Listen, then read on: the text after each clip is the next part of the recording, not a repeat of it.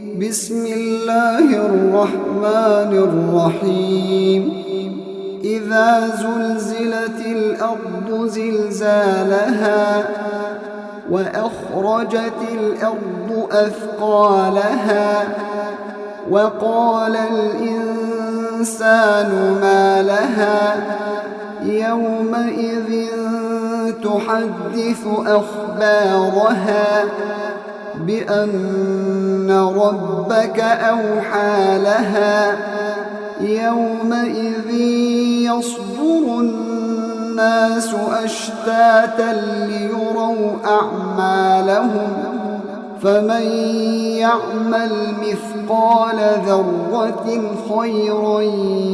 يره ومن